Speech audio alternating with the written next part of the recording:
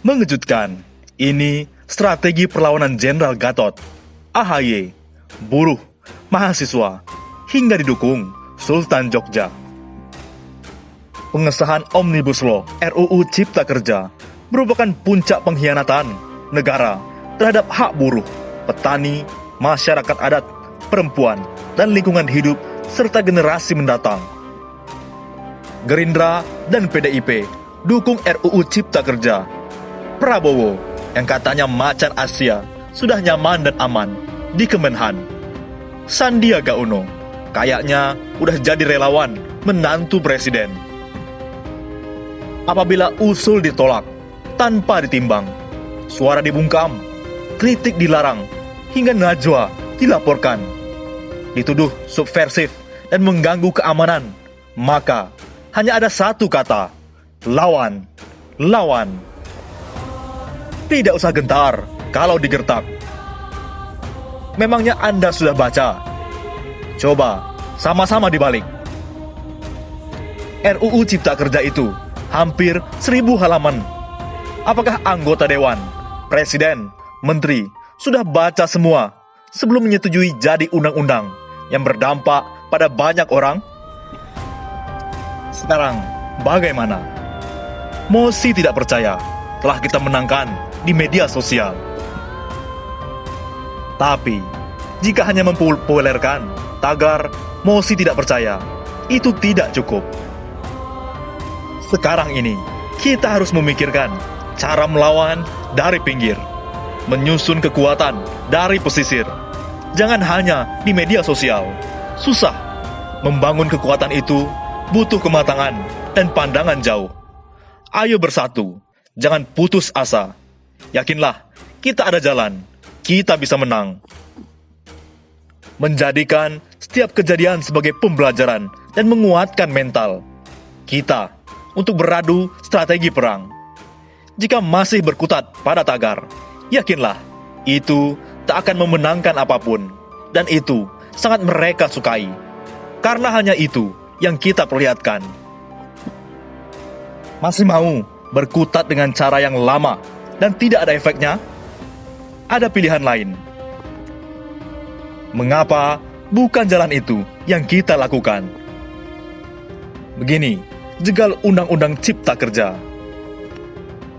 Pertama, kita menggunakan civil society, lebih khususnya Koalisi Aksi Menyelamatkan Indonesia, kami.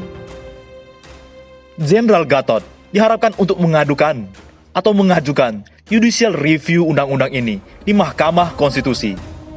Pimpin kami, mahasiswa, dalam perlawanan ini secara sistemik. Buruh, selamat melaksanakan mogok nasional. Perlawanan harus bersinergi, meriahkan Istana Negara hingga pendopo bupati dalam perlawanan mahasiswa, Kepung, DPR RI, hingga DPRD, kabupaten atau kota. Kita pernah gagal mendorong Perpu dari Presiden karena imbas revisi Undang-Undang KPK. Apa yang terjadi? KPK benar-benar dilemahkan. Perlawanan menjegal Undang-Undang Ciptaker tidak boleh gagal. Masa depan rakyat dan lingkungan terancam. Kita sedang berlari-lari menuju negara gagal. Kita tidak boleh membiarkan republik ini tidak ada lagi. Barangkali momentum ini mahasiswa ditagih janji. Janji sejarah. Hadir di ujung tanduk negeri, terjun menumbangkan tirani. Sebagaimana angkatan 1965 dan 1998. Ada ratusan ribu mahasiswa yang lahir dari rahim petani, buruh, nelayan. Tidak ada jaminan kita masih bisa sekolah, apalagi melanjutkan di jenjang yang lebih tinggi saat Undang-Undang Cipta Kerja mengeluarkan wabahnya. Wabah ini akan lebih berbahaya daripada pandemi COVID-19. Barangkali ini saatnya kita berani mengucapkan perubahan untuk menyelesaikan perubahan Indonesia yang belum selesai itu. Barangkali inilah saatnya persatuan gerakan mahasiswa di tengah disparitasnya selama puluhan tahun terakhir bisa ditemukan formatnya. Bahwa benar HMI, IMM, PMII, SMI, LMND, dan lainnya memiliki kepentingan yang berbeda. Barangkali bukan kesalahan bahwa Undang-Undang Cipta Kerja ini musuh bersama gerakan mahasiswa yang mengikhlaskan atau memaksakan hadirnya pelangi gerakan mahasiswa untuk menumbangkan otorianisme yang dilembagakan ini. Bila kita semua ikut menyampah, kemana batin publik, rakyat, dan republik ini diperjuangkan? Kata orang, kebenaran selalu menang melawan kebatilan. Apakah ini nyata adanya? Kita berhak dan bertanggung jawab secara moral membuktikannya. Itu kesalahan ataukah kebenaran? Tolak dan jegal Undang-Undang Ciptaker.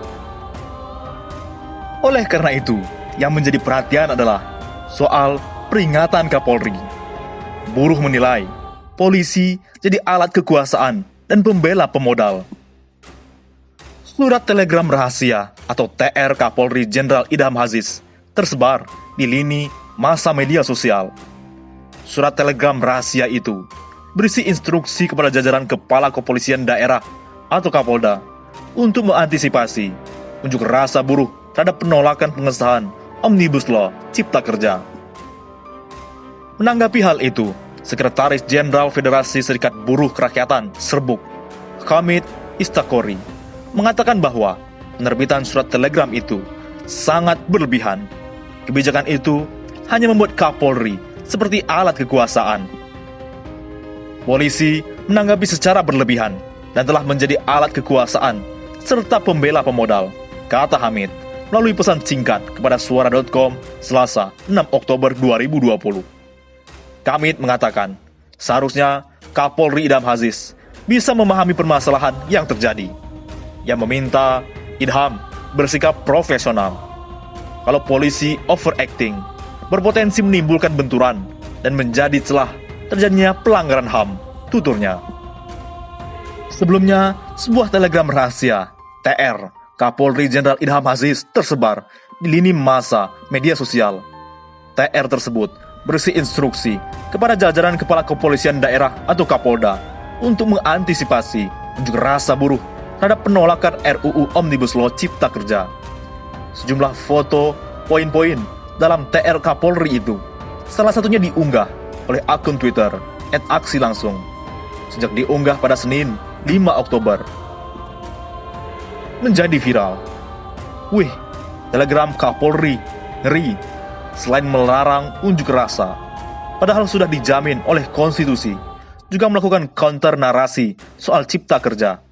Benar polisi sekarang, polisi palu gada, bisa jadi tukang pukul plus buzzer. Gini nih, preman diseragamin kayak gini, seperti dikutip hari Senin. Yang menjadi harapan kita adalah untuk bahan melaporkan ke Mahkamah Konstitusi. Materi RUU Ciptaker tidak dibagikan saat paripurna. Apa yang mau disahkan, kata Herman Khairon. Tidak ada materi Omnibus Law RUU Cipta Kerja yang didapat fraksi Demokrat saat pengesahan di rapat paripurna DPR RI Senin, kemarin 5 Oktober. Hal itu disampaikan anggota DPR RI fraksi Demokrat, Herman Khairon, yang kecewa dengan keputusan pimpinan paripurna yang tetap mengesahkan RUU kontroversial tersebut. Coba jawab, apa yang disahkan DPR terkait Omnibus Law Ciptaker? Materinya saja tidak ada. Saya sebagai anggota DPR hadir virtual, tidak pegang materi Ciptaker. Apa yang mau saya sahkan? Tegas Herman kepada kantor berita politik Ermol, Selasa 6 Oktober. Anehnya, saat dirinya meminta draft RUU tersebut ke bagian staf Badan Legislasi DPR RI, ia mendapatkan jawaban yang mencengangkan. Saya sudah minta ke badan staf. Jawabannya sedang diperbaiki, imbuhnya. Seharusnya, kata dia, materi tersebut dibagikan kepada anggota dewan agar dapat dipelajari sebelum akhirnya diputuskan untuk disahkan parlemen.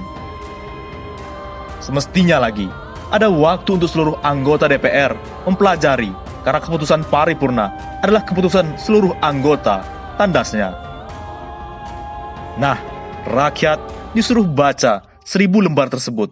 Tetapi, anggota DPR tidak memiliki materi RUU Ciptaker. Bagaimana?